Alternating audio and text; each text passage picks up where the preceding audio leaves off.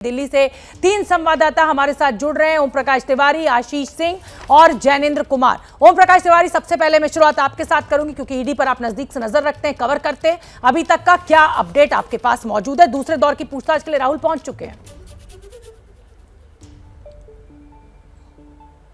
बिल्कुल शोभना, मैं आपको बता दूं दूसरे दौर की पूछताछ शुरू हो चुकी है और ये पूछताछ लंबी चलने की संभावना है।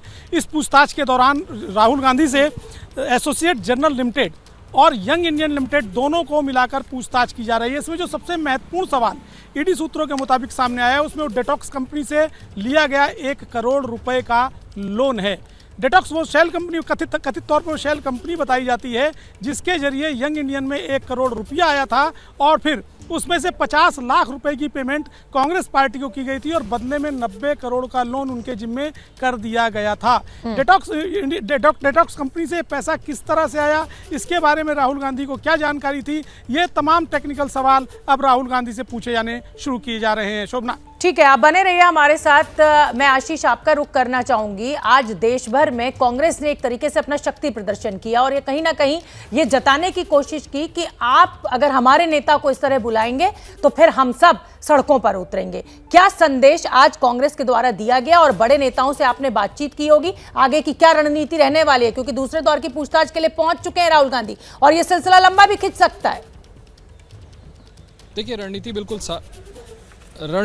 साफ है शोभना। जो जिस तरह से आज शो ऑफ स्ट्रेंथ किया गया है जिसका आप जिक्र कर रही हैं, उससे बिल्कुल स्पष्ट है कि कांग्रेस हेड ऑन लेना चाहती है। और आपके पास आने से, आपसे बात करने से कुछ देर पहले मैं तमाम बड़े नेताओं के अलावा रॉबर्ट वाड्रा, उनके ब्रदर इन लॉ से बात कर रहा था, जो कि कई बार ईडी ने उनको समन किया है।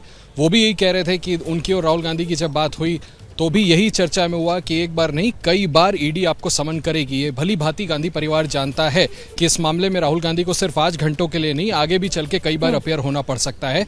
लिहाजा अगर आप देखें, रणदीप सिंह सुरजेवाला ने जो सुबह प्रेस कॉन्फ्रेंस की थी उसमें उन्होंने कहा था कि हम डरेंगे नहीं, झुकेंगे नहीं और इसी तरह सभी सवालों को फेस करने के लिए ईडी के सामने जब भी बुलाया जाएगा अपियर होंगे। इसको पॉलिटिकल लड़ाई बनाना चाहती है कांग्रेस, कहीं ना कहीं विक्टिम खेलने की कोशिश है और कांग्रेस ये जताना चाहती है कि पॉलिटिकली विक्टिमाइज करने के लिए ईडी जैसे एजेंसी का पॉलिटिकल टूल के तौर पर भारतीय जनता पार्टी इस्तेमाल कर रही है। तो मुझे लगता है कि बीजेपी को टेक ऑन करने की रणनीति है और आगे भी जैसा मैंने कहा आपको कि खुद भी कांग्रेस पार्टी और गांधी परिवार को लगता है कि इस मामले में और समनिंग हो सकती है, उसके लिए भी मेंटली प्रिपेयर्ड और आगे चल के भी हम इसको एक राजनीतिक लड़ाई में कांग्रेस बनाम भाजपा के रूप में देख सकेंगे। बिल्कुल ठीक है, आशीष बने रहिए। जैनेंद्र, आपका मैं रुख करना चाहूंगी। 19 दिसंबर 2015 सोनिया गांधी, राहुल गांधी समेत सभी आरोपियों को जमानत दे दी गई थी।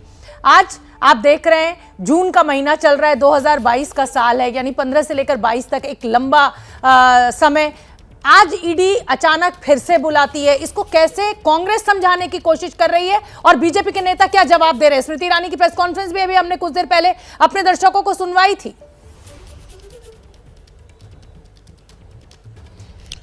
देखिए, मनी लॉन्ड्रिंग का आरोप है और इसी आरोप के तहत बीजेपी कांग्रेस को और कांग्रेस का जो शीर्ष नेतृत्व गांधी परिवार उनको घेर रही है। लेकिन कांग्रेस की दलील ये है कि तकरीबन 10 साल पुराना मामला है और उसमें 10 साल बाद जो है वो समन किया गया है पूछताछ के लिए। कांग्रेस ये दलील दे रही है कि देश में इस वक्त महंगाई चरम पर है, बेरोजगारी चरम पर है, कश्मीर में जो पंडित हैं उन्हें निशाना बनाया जा रहा है और इन सबसे ध्यान भटकाने के लिए राहुल गांधी और सोनिया गांधी को समन किया गया है। तो कांग्रेस एक मोर्चे पर पॉलिटिकल लड़ाई इस पर लड़ रही है क्योंकि कांग्रेस का शीर्ष नेतृत्व जो है वो निशाने पर है। आज राहुल गांधी से पूछताछ हो रही है, पूछताछ का दूसरा दौर शुरू हो चुका है और अब 23 जून को सोनिया गांधी से भी पूछताछ हो रही है। हालांकि उनकी तबियत अभी फिलहाल खराब है, वो खुद अस्पताल में है। देखना होगा कि क्या 23 जून तक वो स्वस्थ हो पाती हैं या नहीं, क्या एक बार फिर कांग्रेस के कार्यकर्ता सड़क पर उतरेंगे, ये सब देखने वाली बात होगी। लेकिन कांग्रेस 2 मोर्चे पर इस लड़ाई को लड़ रही है। एक तरफ राहुल गांधी जहां ईडी के सामने पेश हुए हैं, सवालों का जवाब दे रहे हैं, उनके साथ वकील मौजूद हैं, तो वहीं इस मुद्दे को कांग्रेस राजनीतिक रंग देते हुए बीजेपी पर हमला कर रही है। और पिछले कुछ सालों में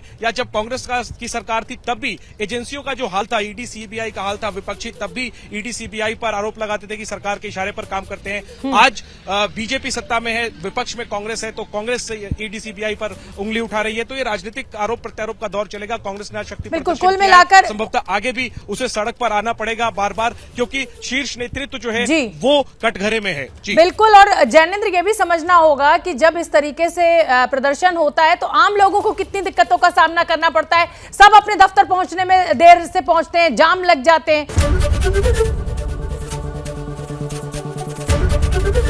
एबीपी न्यूज आपको रखे आगे।